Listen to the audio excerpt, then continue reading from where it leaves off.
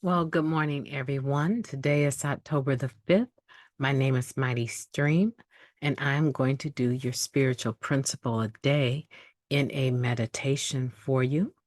I'm brought to you by Hope Through Navigation. This is our H.O.O.D Recovery Services, and you can reach me at recoveryofhope21@gmail.com. Let's go ahead and get into the meditation for today. I hope you're doing well. October 5th, Powerlessness, Step 1, and Tradition 5. The first step of Narcotics Anonymous is unique. Rather than addressing a single symptom or substance, we admit our powerlessness over the disease that drives us.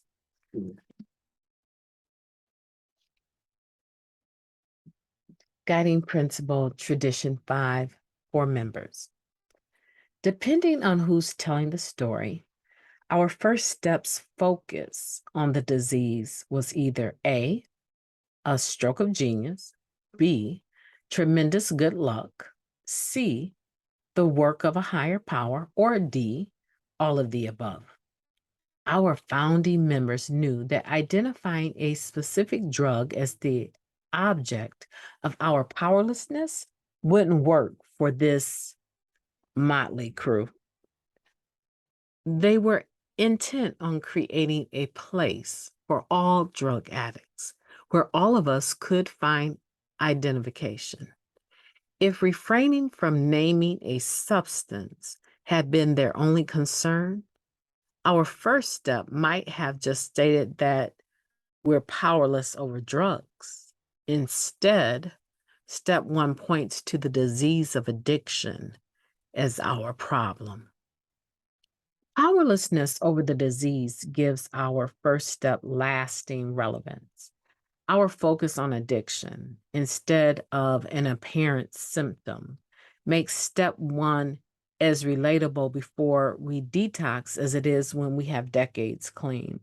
Sure, drug use was the most prominent and destructive manifestation of the disease, but unmanageability can bubble to the surface long after we stopped using. When reaching outside ourselves to fix what's within seems like a good idea, we may be in trouble. When I admit my powerlessness, I interrupt that outward reach and turn to my higher power instead, one member observed. Surrendering to the first step acts as a circuit breaker on our diseased thinking. This pause in the action is what's needed for us to dodge some unmanageability. Step 1's ongoing relevance influences how we think about the fifth tradition, too. Knowing we're all eligible to be the still suffering addict reminds us to be more inclusive as we address our primary purpose. War stories may illustrate the unmanageability in our past, but our present day, squeaky clean powerlessness also deserves some attention. Talking about our struggle confirms that lasting element of our message. We keep coming back and keep finding a new way to live. I recognize my powerlessness in some present day situation. Flipping the circuit breaker on some distorted thinking and opening myself to spiritual solutions. I will recognize my powerlessness in some present day situation. I will recognize it. Will you recognize it? Will you flip the circuit breaker on some distorted thinking and open yourself to spiritual solutions? Will you do that? I intend to. I love this reading, and I'll tell you why. I love it because I think it's very important that we begin, if we haven't already started, grouping together all of the 12, 12, and 12, the steps, the traditions, as well as the concepts. I think it's very important, the concepts of service as well. I think that because of where we have been as a fellowship, Narcotics Anonymous, where we have been in the last 3 years, not only have we lost people to the disease of addiction, but now we've lost them as well to a worldwide pandemic. And I think that a lot of the people that were doing the work were some of the ones that got lost. We have fallen soldiers that died with infinity medallions, and some of them didn't, but quite a few did. And I'm just wondering if this isn't a time and a season for us to rise up and step into the 12 concepts of service and present the best form of Narcotics Anonymous that the world has ever seen. One person can't do it, but all of us together can. And for me, in my humble opinion, the platform of Zoom, the platform of some other social media type platforms that have 12-step meetings being conducted on video. And video is optional for some, and for others, they're not optional. If you go onto our virtual meeting list, if you see the letters VO, that means that video is optional, right? But if you see, VM, it means that the video is mandatory. You have to come up screen, right? So, because they want to make sure there isn't anyone that's trying to abuse the meeting, right? And turn on their screen and something indecent is taking place. But I think that we're living in the greatest time that we've ever seen for this fellowship. And it was definitely birthed out of the pandemic. Definitely. And so I think it's important that as we start moving into positions, as we start taking on service positions, we're trusted servants to begin with, but can we be trusted to demonstrate how we personally are applying the spiritual principles of all of the steps in our lives to the best of our ability? Can we demonstrate how the traditions and which ones come into play when we're making decisions on the group level or the area level or the regional area level or even the district level, right? The national level?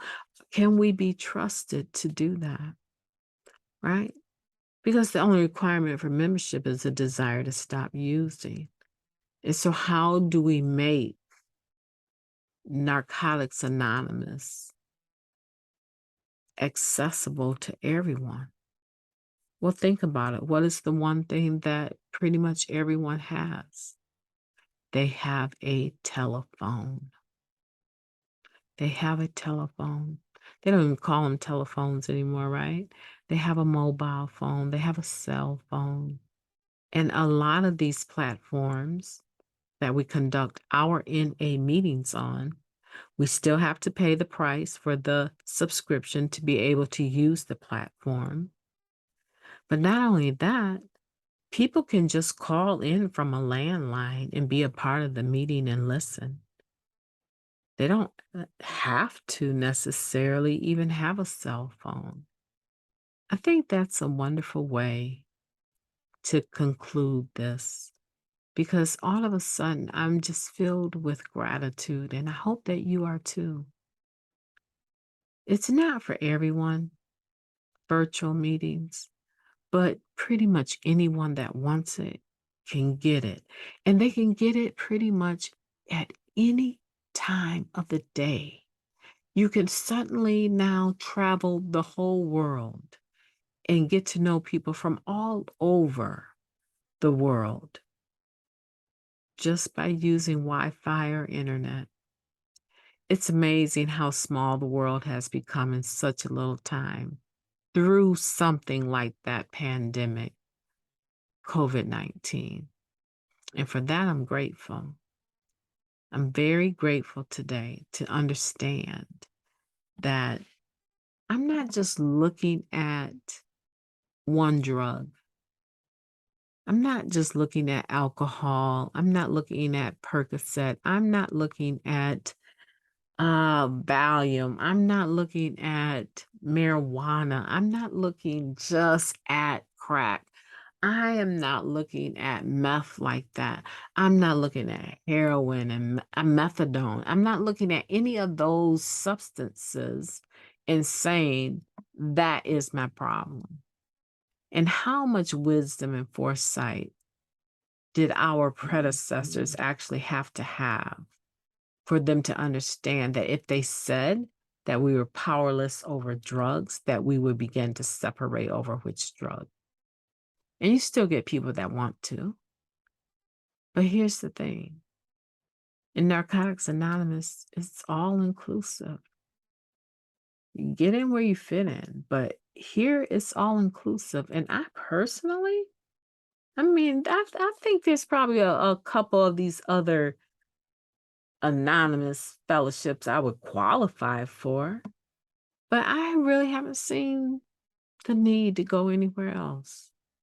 Now, when I think about the mothership, I think about AA, and I think about during that time, they really interacted with a lot of doctors to try and get the information to where they wanted it to be, right? They used the um, notoriety of several doctors to be able to speak about this illness, this wet brain, right? This alcoholism, right?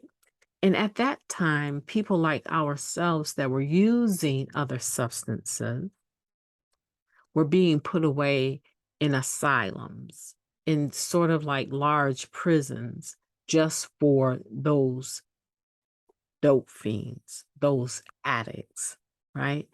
And it was very unpopular to be an addict.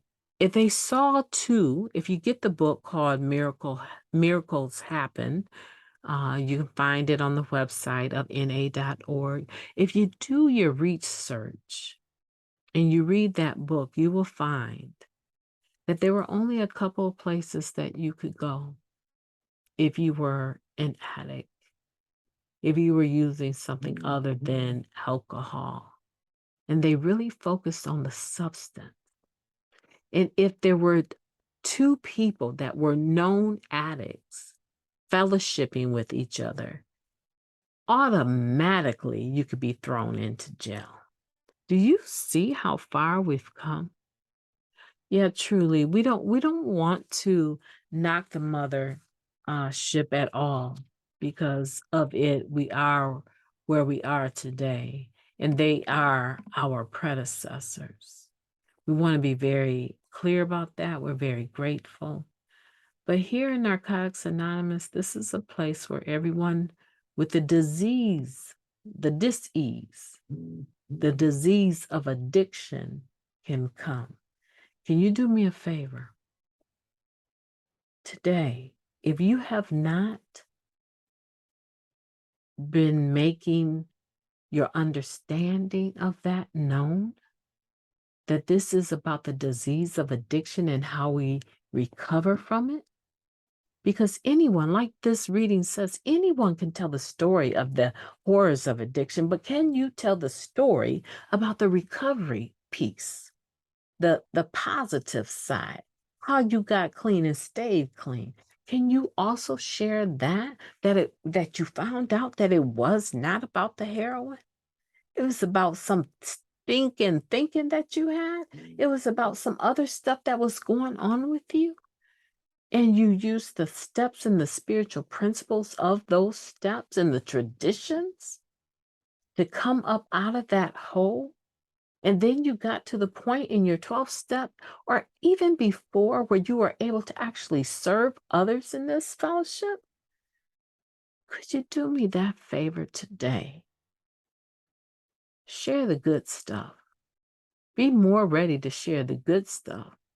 Just share the bad stuff so they understand you do qualify, but we have come a long way, baby. Right? So today, and no, I don't smoke Virginia Slims, so no, I don't. But today, can we please, please, please, please share all of it and not just a part of it? My name is MightyStream, and I have enjoyed talking to you today. Have a beautiful day on purpose.